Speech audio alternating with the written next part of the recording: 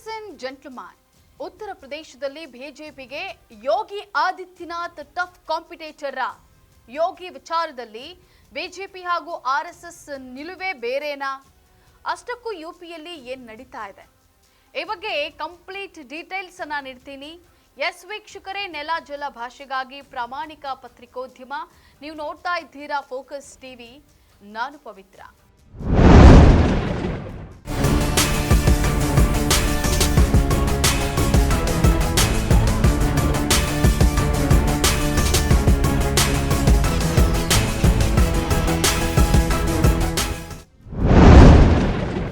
ವೀಕ್ಷಕರೇ, 2027ರಲ್ಲಿ ನಡೆಯಲಿರುವಂತಹ ಯುಪಿ ವಿಧಾನಸಭಾ ಚುನಾವಣೆ ಬಗ್ಗೆ ಬಿಜೆಪಿ ನಾಯಕರು ಆರ್ಎಸ್ಎಸ್ ಈಗ ನೀಡಿರುವಂತಹ ಒಂದು ಹೇಳಿಕೆ ತುಂಬಾನೇ ಚರ್ಚೆಗೆ ಗ್ರಾಸವಾಗಿದೆ. ಚುನಾವಣೆ ಸಮೀಪಿಸ್ತಾ ಇರೋದ್ರಿಂದ ಯೋಗಿ ಆದಿತ್ಯನಾಥ್ ನೇತೃತ್ವದ ಸರ್ಕಾರದ ಸಚಿವರು ಮತ್ತು ಪಕ್ಷದ ಶಾಸಕರು ತಮ್ಮ ಕಾರ್ಯಶೈಲಿಯನ್ನ ಸುಧಾರಿಸಿಕೊಳ್ಳಬೇಕು, ವಿವಾದಾತ್ಮಕ ಹೇಳಿಕೆಗಳನ್ನ ನೀಡಬಾರದು ಅಂತ ಹೇಳಿ ಆರ್ಎಸ್ಎಸ್ ಸಲಹೆಯನ್ನ ನೀಡಿದೆ.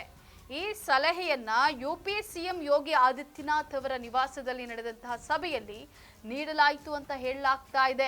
ಸಭೆಯಲ್ಲಿ ಇಷ್ಟೇ ಚರ್ಚೆ ಆಗಿದ್ರೆ ಅದು ಸುದ್ದಿ ಆಗ್ತಾ ಇರಲಿಲ್ಲ. ಆದ್ರೆ ಇದನ್ನು ಹೊರತಾಗಿಯೂ ಒಂದು ಚರ್ಚೆ ನಡೆದಿದೆ. ಅದೇನಂದ್ರೆ, ಚುನಾವಣೆಗೆ ಮುಂಚಿತವಾಗಿ ಆರ್ಎಸ್ಎಸ್ ಯುಪಿ ರಾಜ್ಯ ಸರ್ಕಾರ ಮತ್ತು ಬಿಜೆಪಿ ನಡುವೆ ಒಗ್ಗಟ್ಟನ್ನ ಕಾಪಾಡಿಕೊಳ್ಳುವಂತಹ ಬಗ್ಗೆ ಸಭೆಯಲ್ಲಿ ಚರ್ಚೆ ನಡೆದಿತ್ತು. ಆರ್ಎಸ್ಎಸ್ ಬಿಜೆಪಿ ಮತ್ತು ಯೋಗಿ ನಡುವೆ ಒಗ್ಗಟ್ಟು ಕಾಪಾಡಿಕೊಳ್ಳೋದಾ? ಹಾಗಾದ್ರೆ ಯೋಗಿಗೂ ಮೋದಿ ಅಮಿತ್ ಶಾಗೂ ಆರ್ಎಸ್ಎಸ್ ನಡುವೆ ಒಗ್ಗಟ್ಟಿಲ್ವಾ? ವೀಕ್ಷಕರೇ, ಮೇಲ್ನೋಟಕ್ಕೆ ಎಲ್ಲಾನು ಸರಿ ಇರೋ ತರ ಕಾಣಿಸುತ್ತೆ, ಆದ್ರೆ ಒಳ ರಾಜಕೀಯ ಬೇರೆನೇ ಇದೆ.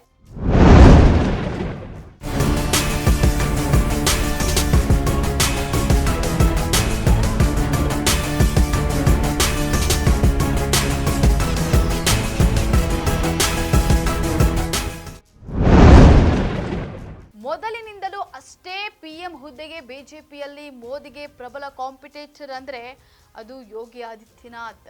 ಮೋದಿ ನಂತರ ಅಮಿತ್ ಶಾರನ್ನ ಪಿಎಂ ಹುದ್ದೆಗೇರಿಸಬೇಕು ಅನ್ನೋದು ಮೋದಿ ತಂತ್ರ. ಬಟ್ ಯುಪಿಯಲ್ಲಿ ಯೋಗಿ ಅವರಿಗಿರುವಂತಹ ಪಾಪ್ಯುಲಾರಿಟಿ ನೋಡಿದ್ರೆ ಇವರಿಗೆ ಸಹಿಸೋದಕ್ಕೆ ಆಗ್ತಾ ಇಲ್ಲ. ಅದಕ್ಕೆ ಯೋಗಿ ವಿರುದ್ಧ ಏನೇನೋ ತಂತ್ರವನ್ನ ಮೋದಿ ಸಾರಥ್ಯದ ಬಿಜೆಪಿ ಹೂಡಿತ್ತು. ಉತ್ತರಾಖಂಡದ ಸ್ವಾಮಿ ಅವಿಮುಕ್ತೇಶ್ವರಾನಂದ ಸರಸ್ವತಿ ಮತ್ತು ಅವರ ಶಿಷ್ಯ ಮುಕುಂದಾನಂದ ಬ್ರಹ್ಮಚಾರಿ ಅವರು ಅಪ್ರಾಪ್ತ ಬಾಲಕಿಯರ ಮೇಲೆ ಲೈಂಗಿಕ ದೌರ್ಜನ್ಯ ಎಸಗಿದ್ದಾರೆ ಅನ್ನುವಂತಹ ಆರೋಪ ಕೇಳಿ ಬಂದಿತ್ತು. ಇವರ ವಿರುದ್ಧ ಪೋಕ್ಸೋ ಕೇಸ್ ಕೂಡ ದಾಖಲಾಗಿತ್ತು. ಇದನ್ನ ಯೋಗಿ ಹೆಸರಿಗೆ ಕಳಂಕ ತರಲು ಕೇಂದ್ರ ಸರ್ಕಾರ ಬಳಸಿಕೊಂಡಿತ್ತು ಅನ್ನುವಂತಹ ವಾದ ಕೂಡ ಇದೆ. ಇನ್ನು ಯೋಗಿ ಆದಿತ್ಯನಾಥ್ ಕೂಡ ಕೇಂದ್ರ ಸರ್ಕಾರದ ಎಸ್ಐಆರ್ ವಿರುದ್ಧ ಕಳವಳವನ್ನ ವ್ಯಕ್ತಪಡಿಸಿದ್ರು. ಯುಪಿಯ ಜನಸಂಖ್ಯೆಗೆ ಹೋಲಿಸಿದ್ರೆ ಮತದಾರರ ಸಂಖ್ಯೆ ಹೆಚ್ಚಾಗಬೇಕಾಗಿತ್ತು, ಆದ್ರೆ ಕಡಿಮೆಯಾಗಿದೆ ಅಂತ ಅಚ್ಚರಿಯನ್ನ ವ್ಯಕ್ತಪಡಿಸಿದ್ರು.